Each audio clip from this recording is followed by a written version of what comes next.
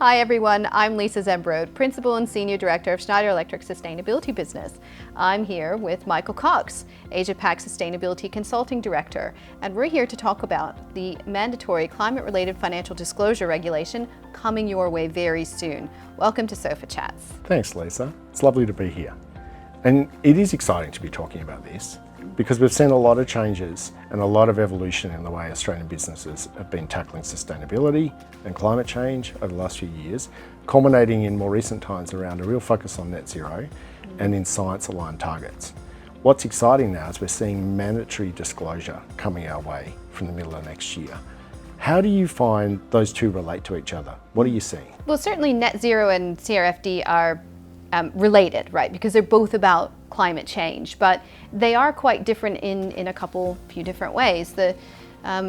Firstly, net zero is a target, right? It's to comply with or achieve the Paris Agreement, whereas CRFD is all about transparency, right? So net zero is what will you achieve, and CRFD is how will you achieve those aims. So that's a major difference, even though these things are quite related.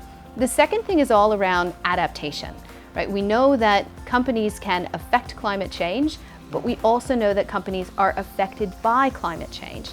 And we need to recognize that climate change impacts are already upon us. And these impacts can affect business continuity. So we need to be thinking about the risks that arise from climate change impacts, but also the opportunities that might arise in new markets and these types of things from climate change. So those are two key ways. A third way that CRFD and net zero differ is that CRFD is mandatory and it will be audited. So there's no voluntary around this. And with the compliance of that, it means that there's now an annual requirement to have all the data and the processes audited for assurance and for accuracy going forward. So it's very far-reaching regulation, absolutely. And in many ways, very good to set the scene for investors in particular. But I'm curious if you could tell us a little bit more about who is going to be covered by this regulation and when. It's a great question because it is far-reaching. And certainly from our perspective, it's great to see that we finally have the opportunity to have an aligned framework here. So it's built off the back of the AASB, the International Sustainability Standards Board's work that has led to the creation of the European framework and now the Australian framework, by example. And so it's good that this is internationally aligned. We'll talk more about that in a moment. But in terms of what and who, it's important that we're talking about the disclosure of information as it relates to climate management. And so that extends to around governance and the way an organisation governs its management of the climate and climate-related risks and the associated impacts and opportunities. It's around the development of strategies, and it's around the assessment of those risks that those strategies are responding to. So what are the risks in terms of their impact on climate, both physical and transitional, but what are the opportunities that are created by those strategies as well? And finally, the metrics and targets that they're having to demonstrate and use to communicate their progress and current performance.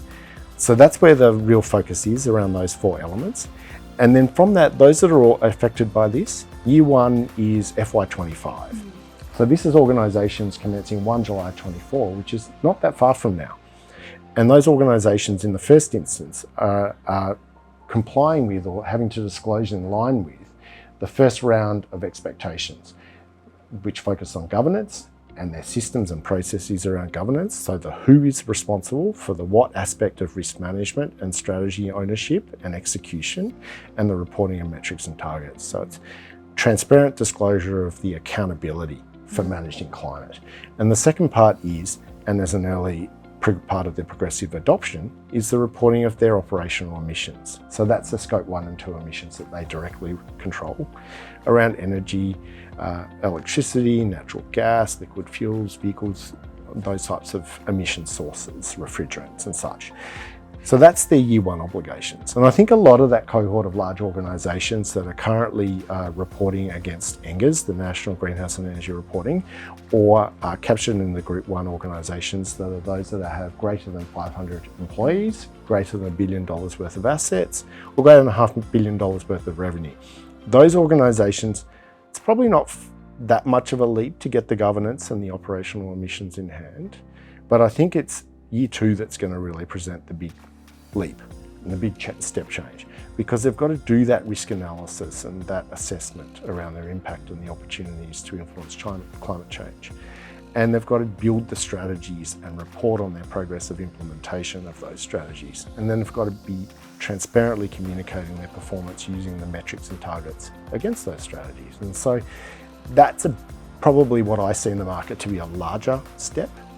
And I think the key point there is to start responding to that year 2 obligation alongside year 1 now. Yep, I think to recap some of the things that in terms of detail that will be required are those 4 pillars that are aligned with the TCFD. So you've got governance, risks and opportunities, strategy, and targets and metrics. And those 4 things, those 4 pillars are the detail that will be required is quite critical. Something that's worth noting is that the regulation will require companies to really rethink the processes around the control and governance of their data collection, right? It's part of that audit and the assurance. But the other thing that's quite important to note is compliance. Again, this is a mandatory regulation, right? Mandatory disclosures. So for non-compliance, yes, there are civil penalties, but potentially even worse is the impact on reputation, the impact on how your investors or investors you don't yet have would view your organization. So there's a lot to do before the 1st of July. So what can companies do right now to get ready for what's coming? That's the real question that everyone's asking. And I think it comes back to that progressive requirement. So the year 1 obligations around governance. So establish and apply your governance frameworks within the business to climate management.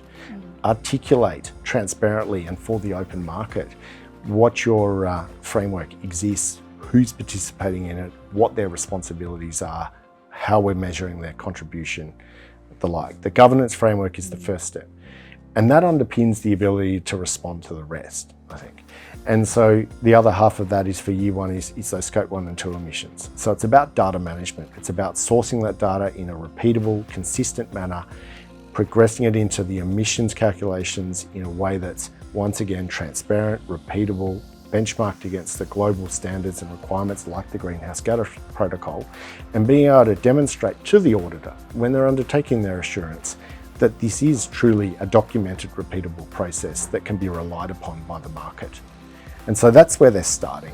I think when it comes to year 2, you've got to get in and start that now too. So it's the risk assessment, it's the strategy development, it's the metrics and targets. And I think it's the size of the effort that perceived out there and the fact that it's all in a relatively short space of time that is actually leading to a lot of organisations struggling with this. And I think the best response is to find a really great partner that knows and understands these areas and can help in that journey. Absolutely. I'd love to talk to you about this more, Lisa, today, but I think we've run out of time. Yeah, we normally do run out of time, don't we, Mike? Thanks for joining this conversation. It's been really good to talk about this. It's as we said at the beginning, one of the biggest issues or changes in sustainability in Australia. So if you'd like to learn more or talk to us about CRFD, feel free to reach out for a more bespoke conversation, and we'll see you again on Sofa Chat soon. Yeah, thank you.